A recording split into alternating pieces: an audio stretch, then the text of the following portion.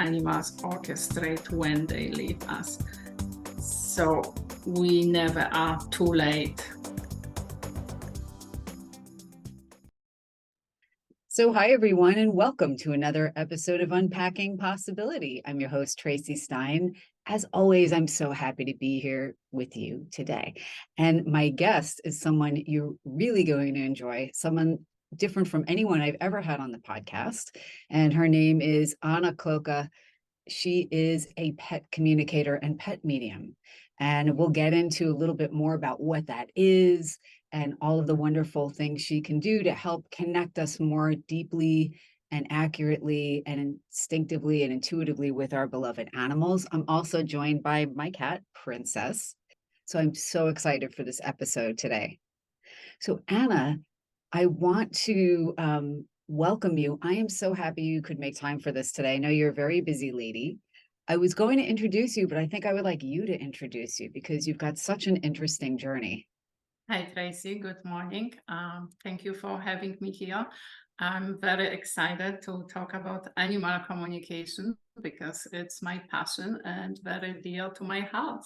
So, like you said, I'm an intuitive animal communicator, pet medium, and Reiki practitioner. I love it. Such a wonderful combination. Tell me a little bit about your journey because you didn't start out communicating with animals formally, but you've really had this ability to connect with them your whole life, it sounds like. So I think I was always very intuitive, but mostly I had connection with the spirit world. I saw some people in spirit here and there. I didn't pay much attention to them. They never really scare me. But growing up in Poland, no one really talked about the spirit world or intuition back then. And I didn't have any experience with animals until one of my dogs passed. Actually, I lost 3 of my dogs in a very short time. And first of the dog who passed away was my dear girl, Ozzy. She was a Polish Lowland Sheepdog. Very smart, very funny, stubborn, beautiful too. She was also a Best of Breed Westminster winner. I was showing her, so yes, we were quite a team. And I think everyone can relate. We can have many, many animals, but there is always the one very special that is just very dear to our heart. And Ozzy was the one. She passed when she was 7 years old, very young, very unexpected. I brought her to the vet, and practically at the same day, I had to say goodbye to her.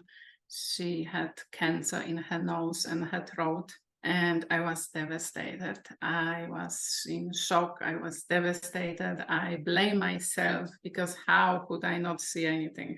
Why didn't I notice that she was ill? But of course, at that time, I didn't know the animals, just the way they come to our life and also how they leave us. So I was grieving for a very long time. She was just very special to me, and I couldn't understand why it happened so quickly. And then after some time, I started seeing Ozzy here and there, and I could hear her barking. She was always very, very vocal dog, so I recognized the bark, but I didn't know exactly what was happening, what was going on. And I couldn't control it in any way. I couldn't see her when I wanna. I couldn't talk to her or anything. Everything was on Aussie terms. And at that time, I didn't know that she was working very, very hard with me for showing me my passion for showing me my path in life. And it took her quite some time, few years, until I connected the dots. I'm very moved by what you're saying, as you can imagine. Having loved a lot of animals, like you said, they're all special, and there are some that you have especially close bond with. I find it's almost hard for me to describe the relationship. And it sounds like Ozzy was meant to be one of your teachers. Yes, definitely she was, yeah. And still is. I believe it. So I know that you grew up in Poland. You moved to Germany, and then you moved to Massachusetts. Mm-hmm. and that's where you are now. And along that journey, you always had your passion and love for animals. You had these budding communications with Ozzy. You had your other intuitive gifts that had revealed themselves to you early on. Tell me about the path that you followed to learn animal communication more formally. And also, if you could describe for our listeners, what is animal communication specifically? Because I find that a lot of times when I say, oh, we've used a pet communicator many times, people think that the pet has to be there, or that it's more like an animal behaviorist looking at, what the pet's doing. And it's like, no, you're actually having very accurate conversations with animals who are either still in a physical body or who've passed on. Thank you. So I think the official explanation of animal communication will be intuitive, telepathic, interspecies communication. But I truly believe it's a heart-to-heart, soul-to-soul communication with animals, with our pets, with the wildlife surrounding us. And it's a little bit different to communicate with animals than we are doing now. Like people communicate and speak. For me, is exchanging, sending and receiving images, feelings, emotions. And I'm mainly clairvoyant, which means I receive a lot of images. And sometimes there are a lot of details, sometimes they are very subtle. And I really have to pay attention what I'm seeing in my mind eye. And the images come very quickly, so I can not really stop them. Sometimes I get a movie, I cannot rewind, I cannot stop and rewatch it. I really have to pay attention to what is coming immediately. I also clairsentience, which I feel in my body.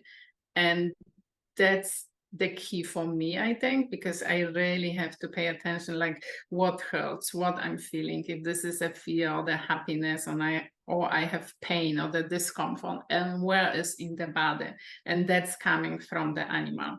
And I don't have to see the animal. I don't have to see picture. I don't have to be present with you or your pet. I connect energetically. So my intention is to connect with this particular pet. I take some time to connect, and then we start the conversation. And you don't even necessarily need a photo to do that. Sometimes I know that can be helpful, but you have actually, when we first spoke, and I'll tell the background about that in a second, you just said, don't tell me anything, tell me the pet's name.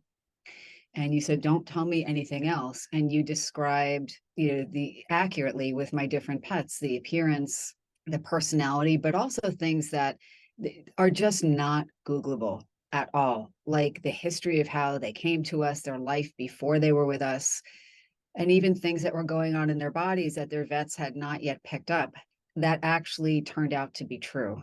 So I just want to clarify that for people, because I think a lot of people who are unfamiliar with this are thinking, well, there has to be an earthly way of getting this information. And there really isn't. Like just by connecting with the energy. And like you said, I don't want to see picture. I don't want to know any information. I feel like if I know too much or that I know anything about the animal or the person, then I'm not sure if that's my intuition talking or my brain. So I prefer to work like an artist with a white empty canvas and then pick up the information. If you send me a picture, I already know something, or that I might be misled. If you send me a picture of a German Shepherd, some people have already idea about the breed, but it doesn't have to match the personality. So that's why I prefer not to know anything. I really respect that. And I feel like just doing other psychic work, to me, I find it's helpful to not know, so that there's not any of that noise or our own filters getting in the way. So it makes perfect sense. Now, tell me, Anna, are you connecting to the pet through the energy of the person who is saying, I want you to connect with my pet so-and-so? Or are you connecting the minute they say it, it's like a line, like almost like a telephone number to the pet? As you know, I connect with the person too, because very often the relationship with the person and the animal explain a lot what's going on. but I do feel like I connect with the pet directly. However, the person needs to be open to receive the information. So I think there is some connection in there, but I mainly focus on the animal. And I want to share with listeners one of the several communications that we've had, and something you mentioned before, just to give people a heads up. You didn't know anything about me until I sent you the information and said I want you to be on the podcast, and there were all these links where you could look up the podcast and me. So I was just another person booking an appointment for you to read my pets. And one of them, Princess, is in the room now. Normally, I don't let her in the room when I'm trying to record something because it's a little distracting. But you read Princess early on. We've had Princess not even a year, but we moved to a new house a few years ago. Princess, not long after, started coming to our back patio regularly in the freezing cold, in the rain, everything. And at first we thought she was stray. So we took her to the vet. We were calling her Sweet Pea. To make a long story short, we found out that she was a neighbor's cat, a neighbor we hadn't yet met. And it was a long journey because they kept bringing her in and she kept running out the door and coming to the patio, even when it was counterintuitive because she had actually a much nicer home, and plenty of people to kind of attend to her. And she came over even when the weather was awful and you would think no living being would want to be outside. And this went on for, I'm going to say, a good year and a half. And to make a long story short, you were able to tune in not only to Princess about what was going on from Princess's perspective in her home. And many of the things, pretty much everything you said was later corroborated because I did get to speak with the people. And you tuned into the fact down the future, which was maybe beyond what Princess might know. You felt she would become our cat, and they were not ready to give her to us. You also tuned in accurately to what was going on in her body.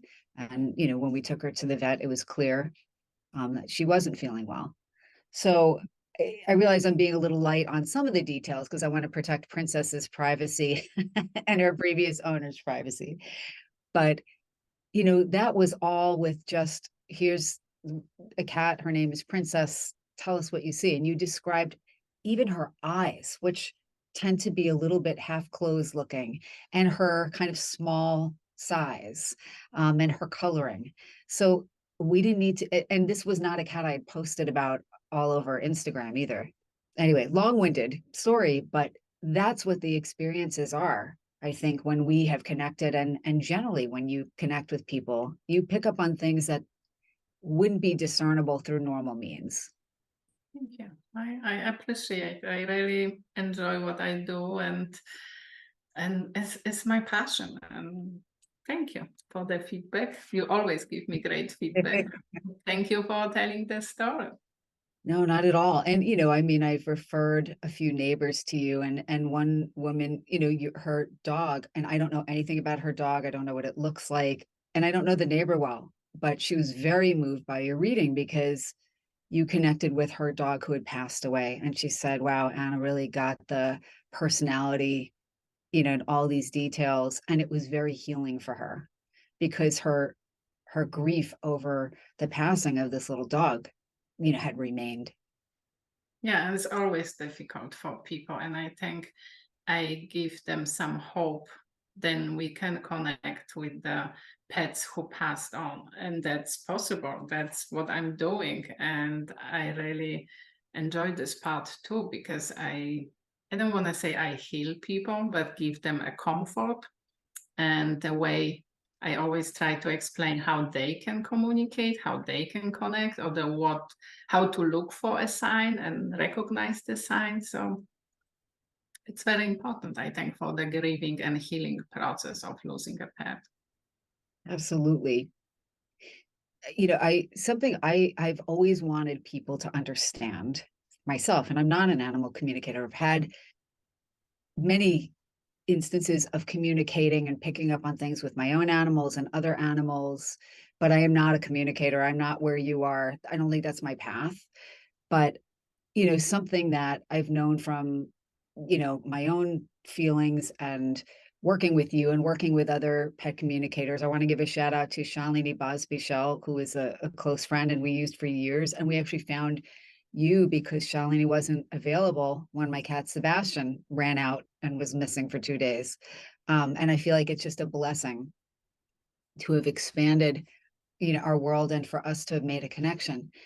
But one thing I've always felt that people don't get about animals is that they have different personalities and a perspective that is kind of, I don't want to say it's human, but in the way that we as people are, we're not one just homogeneous group, neither are animals.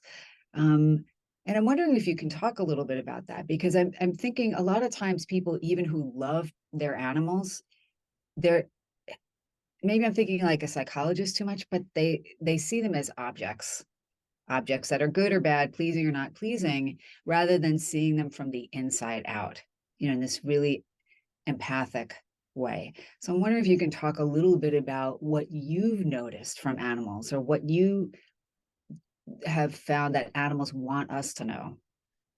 Yeah, definitely. They all have very different personalities. They are like us people. They are introvert, extrovert, and sometimes we people tend to push our animals in situations they might not feel comfortable. And I think we really need to respect this. They all need space. They all need to be acknowledged for who they are, what personality they have. And also, I think what people should know is like how in tune they are with our emotion. That's always amazed me, because if there's something happening, weird behavior or undesired behavior with our animals, and of course there is no any medical reason for that behavior, there's always connection with us. And I encourage people to look inside what is happening with your emotion. What are you dealing with? What you're fighting? What you don't like, or what you're not talking about? Because very often the animal will show us. Like, let's say you clean your house, you prepare because the family is coming, or the friends are staying over weekend, and then your cat go and pee on the guest bed, and everyone will be upset. And the first thing we do is blame the cat. But if the cat is healthy and there is no problem, I encourage to look inside, like, how do you feel about the company coming? Are you happy they're staying in your home? Are you excited seeing them? Or is your cat saying like, hey, you don't like them. I don't like either what you are feeling. And people don't connect those two. I love that you use that example because I'm assuming the people who I'm going to reference don't listen to my podcast, but if they do, hopefully I'll be vague enough. But there are guests we've had over the years that we've been obligated to have. And, I've noticed that over the years, previous pets have kept their distance a little bit. And I think they very accurately picked up on our feelings about having them stay in our home, and how So they did. tension in the relationship. And so they just kind of kept their distance. That, or they worked really hard to be nice and affectionate to the guests, I think, to try and improve the energy of the person. But it's been uncanny. It's been really uncanny. So I can tell you another funny story about my dog Tilly, who is a 20 pounds Lhasa Apso, a little dog. And a few years back, when I work outside of home in the office, and I really didn't enjoy, and I was burned out, and the job wasn't making me happy. So we have a fenced-in yard, and we have doggy doors, so the dogs can go in and out wherever they please, as long we're at home. If we leave, we close the doggy door, and they have to stay inside. So each morning I was preparing myself to leave the home for work, and then I called the dogs inside. Well, very often Tilly was showing me how much I don't want to go to the office, how much I don't enjoy my work, and how stressed I was. It happened when I called her, she didn't come. So I called her. She didn't recognize her name. She didn't recognize any comment. As soon as I was outside, she was running in the fence in area with a big smile on her face and having the best time in her life. Of course, I was stressed because I had to go to work. So a few times I called to work and I say, I will be late. Of course, I didn't tell it and I cannot catch my dog. But think about how smart it was from her. Stay home, we can have fun. You don't want to go. So she was doing everything that I would stay home. And and it amazed me because she has never done this again since I quit my job. And of course, how many times I have to leave home and close the doggy door and leave them inside. She has never done it again. So Now, they're amazing and uncanny. And I think your point about how animals pick up what's going on for us, I think in a clearer way than we are aware. I found it to be so true. The one thing I want to make sure that I clarify for people listening too, because this is so new for a lot of people, is that they're not necessarily understanding exactly the whole nature of the situation, right? It's almost like having, I'm thinking, a toddler who's home and picks up on the fact that you're stressed or you don't like so and so, or you're saying this or that, but they're not privy to everything, but they feel the emotions. And even from a purely psychological point of view, like I feel like we are responsible for being thoughtful about how we manage our stuff and impact our families, including our pets. And it's not easy to be perfect. I mean, when I'm stressed, they feel it. And is that the best thing for them? Absolutely not. So it's not about being perfect, but it's about being aware and trying to manage it better. And I think being mindful, like, a few years back when Tilly didn't come inside and was running around the fence in the yard, I didn't connect the dots. I was like, I have to be at work and she is not coming. And I was even more stressed. But as soon as I called work and I knew I could relax because, okay, they know I will be late, then she was like, okay, let's go inside. So it's just being mindful what we feel and like getting in touch with us with our emotions. Absolutely. So, Anna, how could people generally, even if they're not feeling particularly intuitive or their intuitive skills haven't yet extended to their communication with their animals, how can people communicate more effectively with their animals? What are some like do's or don'ts or things that you think you wish people knew? I do feel like we all are very intuitive, but our busy life, our monkey mind doesn't allow us to stop in a moment and receive, like I explained before, like what I'm feeling in my body, what image I'm seeing. And with our own pets, sometimes it's difficult because we know them so well. So we are questioning if this is our brain talking because we know them so well, or this is our intuition. But I do feel like just calming ourselves, being in the present moment, and then you can ask the question and see what you receive. Could be image, could be word, or the feeling in your body, and start with something simple, even like which kind of food would you like to have today, or do they want to go for a walk or to a doggy park, and see what comes in your mind. But I really feel like calming ourselves, being present in the moment, this is the key. Yeah. And just to support what you're talking about animals being intuitive and picking up on all kinds of things, some of the listeners will be familiar with Rupert Sheldrake, a British biologist who's quite well known now for his research with animals picking up on things intuitively. Like he has a book, Dogs That Know When Their Owners Are Coming Home. That's a great book if anybody wants to take a look at that. But there's actually there's science showing that they do pick up on things. And like you said, we need to get into a more mindful and open space so that we can be clear on what they are communicating with us all of the time, really. And so that it's not more like a person with an object. Mm, definitely. And as you know, I always encourage people, talk to your animals. Tell them how you feel. Tell them you are going on vacation or the business trip. You will be back in 2 days or the 5 days. Tell them if something is happening at home or the dynamic change, because they pick up on our energy, but they don't always know why we feel that way.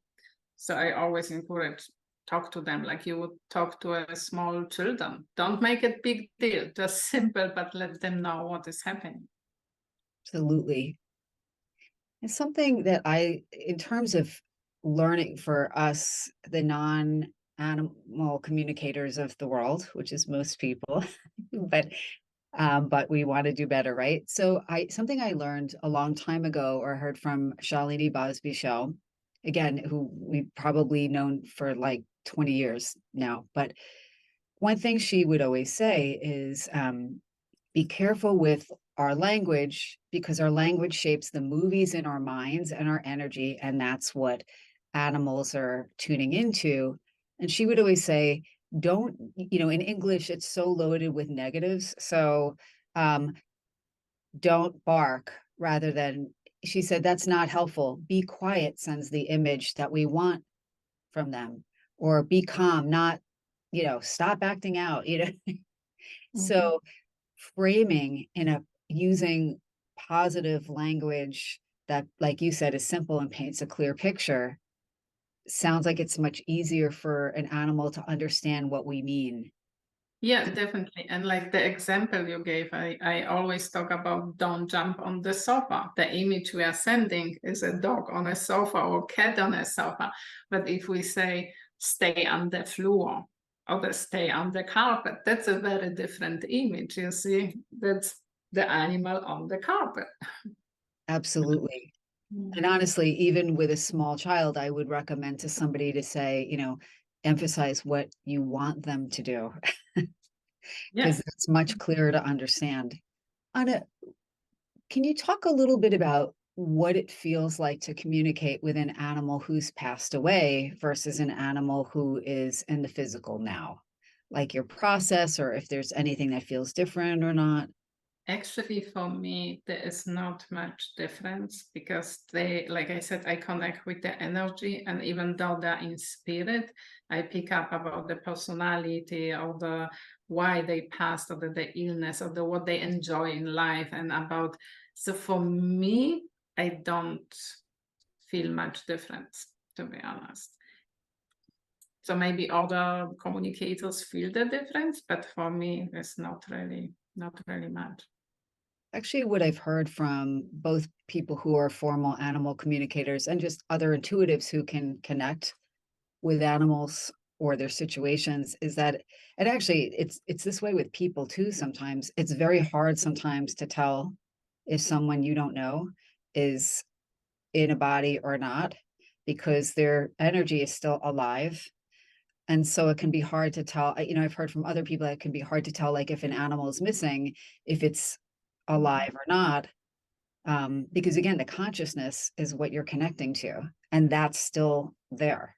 Yeah, very much so. And the example you gave is very, very good because when animals are missing, it's very difficult for us, and I speak now in general, to determine if the animal is alive or not. And we might see a scene from 5 minutes ago, but what is the animal doing now? Or they're still alive? We don't know because the images of the feeling are still so strong. So that's very difficult part of animal communication. And I meant to ask you earlier, and I forgot, but your journey to becoming a formal animal communicator, you did specific training to sharpen your natural intuitive gifts. Can you talk a little bit about that? So as I mentioned, Ozzy was very hard working on me, showing me the past, showing up, barking, but I didn't know what to do with it. So a few years later, I came across a video that was advertisement for animal communication workshop at Omega Institute. at that time, I didn't know anything about animal communication or the Omega Institute, and I just watched the video. I'm like, didn't really do anything for me. 1 week later, I'm on my computer, and I think was on Facebook, the same video pops up. And I watch again. And at that moment, I knew I have to go there. And immediately I call Omega with my fingers crossed. They still have spot for me, which they did. And this was a weekend-long workshop of animal communication with Daniel McKinnon. And those few days open a new world for me, like open a new door to like, wow, what is this? Is it possible? Then I signed up for another workshop with Daniel McKinnon, which was in Kripalu, which is like 5 minutes from my home. So it's like, wow, how convenient. And then I studied with Danielle for over a year, and I became one of her certified practitioner.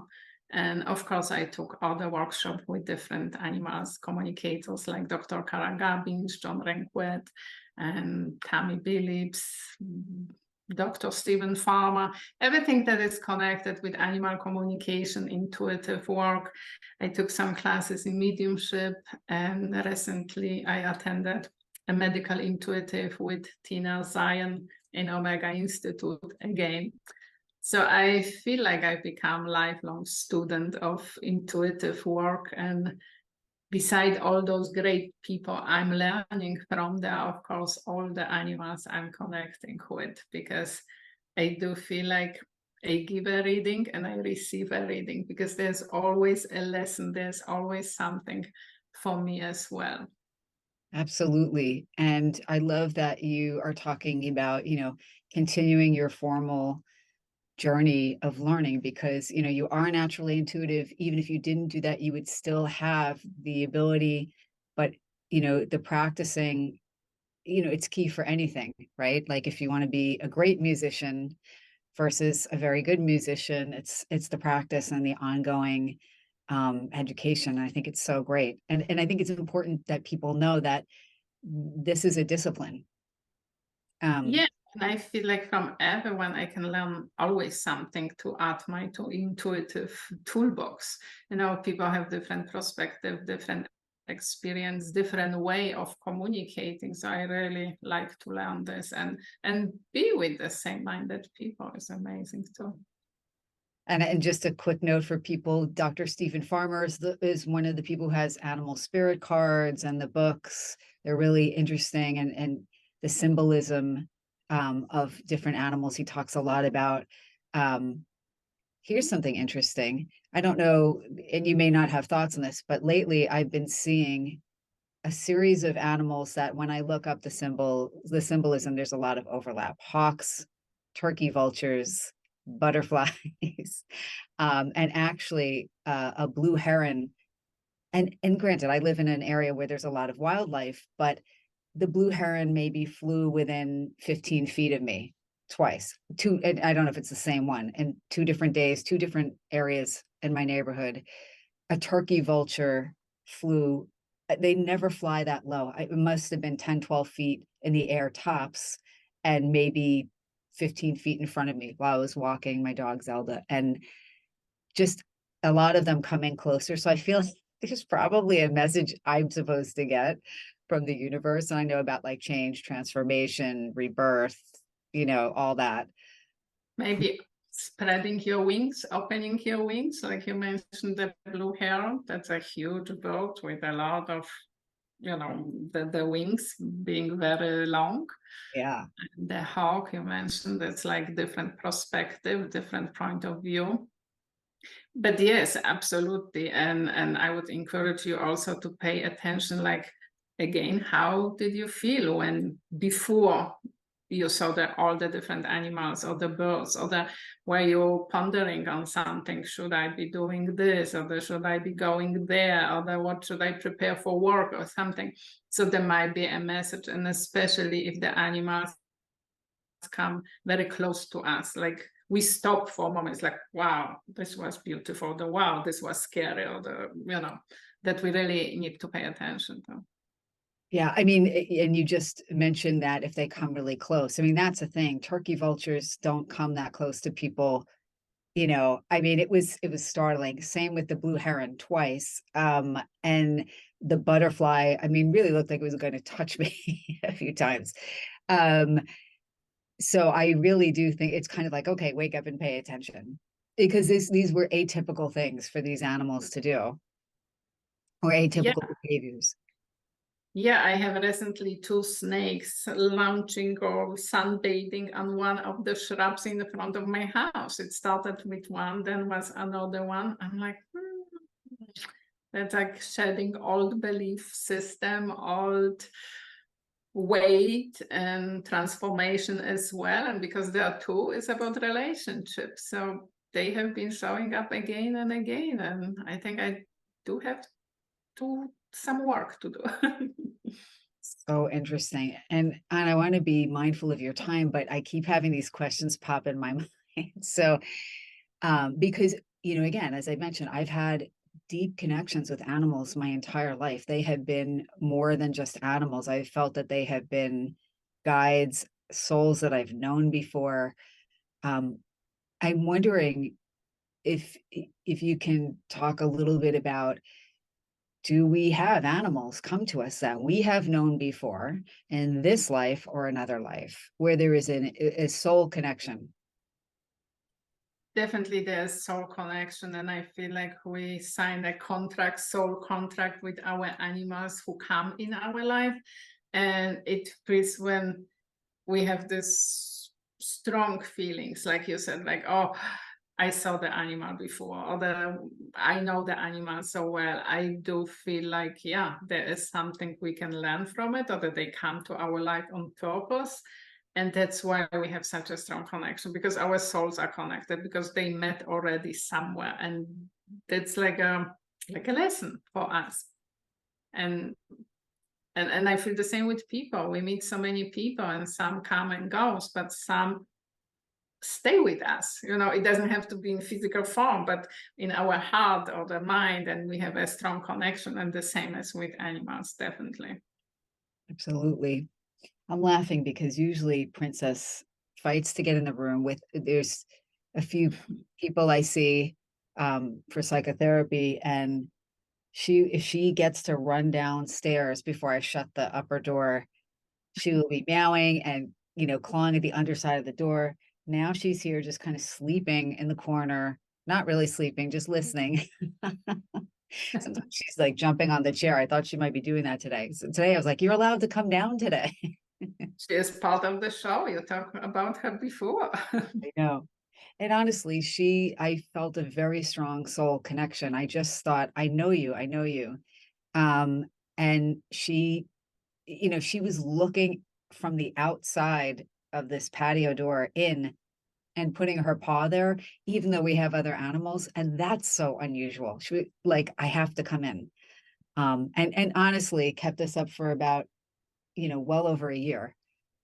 So And in situation like this, also might be like an animal who is in spirit, but you knew the animal, that this was your pet, might be sending her because the animal knows you need a new companion, or that something is going on in your life. And that's why she came to your life. The situation with my other dog, Luna, who sometimes look like my dog in spirit, Pepper, and I just look at her and I don't see Luna, I see Pepper. And I cannot explain this, but her demeanor, her look is just him. And at that moment, I know he is visiting, he is there, because I see him, even though he looks like yeah. Luna, if that makes sense. Oh, it does. I mean, honestly, I've said out loud, and some people will get this, and some people will be like, all right, this is my last episode of Traci's podcast because it's too out there for me what I'm about to say. But when our cat Petey passed away, it's got to be, I'm going to say, oh God, is it 2 years ago, 3 years ago? I have to think about it. But I mean, I had such a deep soul connection with her. And honestly, a year on, I still very much missed her. And I felt this longing for her. And what's interesting is I was consciously aware of that. And Princess showed up shortly after. Her personality and her physical appearance are very similar. And the way she very intensely stares into my, like she's clearly communicating something all the time. And I believe that either Petey is kind of cohabitating with Princess in Princess's little body, or that she sent her, because it's uncanny that she does the same very specific things that aren't generally cat-like necessarily. But I really love that you shed light today on, the depth of our animal companions' inner worlds and our ability to connect with them, and the fact that they are really listening and communicating with us. I guess the very last question is wild animals. Have you had experiences with wild animals where you have communicated with them? And does that communication feel different? That's a little bit different because when I try to communicate with wildlife, I feel like it's approaching someone on the street. You know, if someone comes to you, you don't know, it's like, oh, you might talk, or you might say, I'm sorry, I'm busy, and you keep going. So the same with the animals. If they come to my backyard, like we have a lot of bears coming and deers, and they come again, and I feel like they feel comfortable. But I would not approach animal who might be scared or that is just passing by, because I do respect them, and I feel like maybe they don't want to talk. You see the difference, because our pets are very much connected to our life, to our routine. They're living like a different life than Yeah. wildlife. So the response from wildlife is very different from my experience. I've been hesitating whether I should ask this question or bring this up, because again, people who may or may not love animals but feel like they're kind of theirs and their objects, again, that are good or bad or pleasing or not, may not get this. But when you were talking about wild animals and how we should be thoughtful about how we approach them, like we would be thoughtful about how we approach a stranger on the street, my thought, you reminded me of, the thing is, a lot of times I feel like I hear people saying like, oh, they're just going to pick up their cat or dog and hug them because they want the hug, but the animal doesn't necessarily want to. And then it's kind of like trying to restrain the animal from getting away, or wanting to have the animal be with them on their terms. As a psychologist, I think about, just even with people, we want to have appropriate boundaries and be mutually respectful. And sometimes we might want to hug somebody who doesn't want to be hugged, or we might not want to be hugged. And I feel like it's important to have that same kind of attunement and respect with our non-human um, neighbors, family members, and so forth, to understand that they have their own ways of relating what feels safe and comfortable and what doesn't. And to that we as humans really need to be more attuned and honor that. Do you have any thoughts on that? Oh, absolutely. Like, I can talk about my two dogs. Tilly, the little one, is like, "Phew, don't touch me. I'm just here. I'm beautiful and I need my space."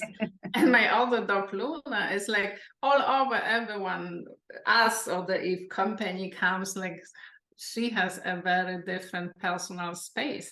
And if I would start hugging Tilly or kissing, I would do more harm, I'm feeling, because this is not what she wanted. But if she feels like coming close and have affection, she would. And I think we can never forget this. And going back to wildlife, if we see a bear, deer, other animal, we're like, I want to take a picture, I want to come close. No, actually, we need to do the opposite. We need to pull our energy and be still and make ourselves smaller. And then the animal will allow us to watch them for longer, or that even take a pictures. So important. Anna, is there anything that I didn't ask that I should have, or that you would like people to know that we haven't yet talked about? I'm not sure if we mentioned the connection with animals in spirit because that's something very important. So if anyone who is listening our conversation hear, feel, see animal who passed, don't think you are crazy because they do come to visit, Yeah. and just say thank you for visit, thank you for the sign, and ask them to come again, because that's what I get from my clients. I will tell you something, but don't think I'm crazy. I'm like, no, you are not crazy. They send us signs. So please believe and accept this. They are in connect with us. I love that. I keep having more questions and I feel like I it might be driving our listeners crazy and keeping you. But one of the things I think is most difficult for people is when an animal is ill or when an animal is either needing help leaving their bodies, passing away, and so forth. And is there anything animals would like us to know about that? Or is there anything you would like us to know about dealing with an animal who's very ill or, making the decision and so forth? That's a very difficult time because we want to keep our animals as long as possible. But I think we have to be very mindful, like what is the best for the animal. And it feels to me like we need to make the very selfless decision of sometimes letting them go because they're in pain or the discomfort. And there's not really anything we can do other the doctors to extend the life, a quality life. And I do feel like all of the animals I spoke with give a sign, give a something that was the time.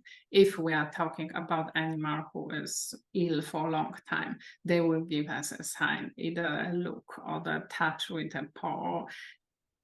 Usually the people understand the sign, but then again they question themselves, but the animals will give the sign. And I think people also should know that animals orchestrate when they leave us. So we never are too late. We never are too, like we blame ourselves. Like I blame myself with Ozzy, like, oh, I didn't know anything. Why? Why? She didn't want me to know because at that time there was a lot of things going on in my life and I was fighting some illness as well. So she chose the way that didn't make any problem for me, if that makes sense.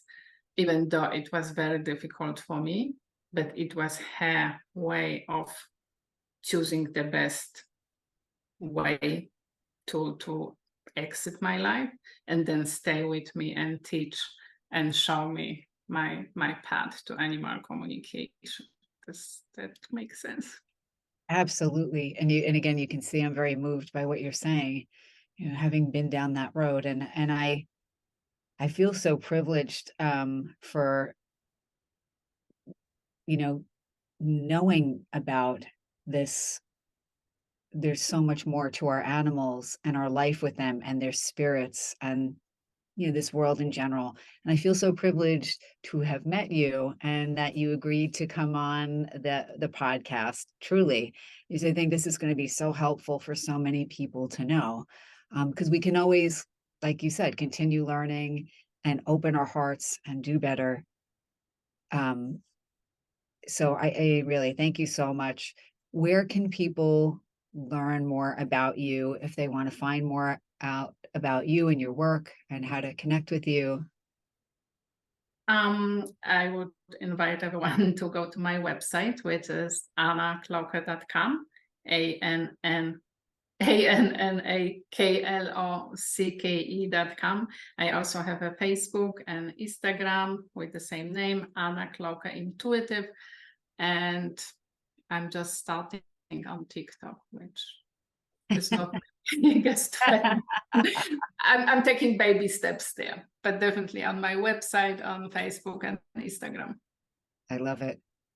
Well, Anna, thank you so much for making time to be with me today and to be on the podcast and to share your wonderful insights and gifts with our listeners. This has been another episode of Unpacking Possibility. If you enjoyed the show, please remember to like, share, follow. And until next time, hug your pets, but don't hug them if they don't want to be hugged, and be well.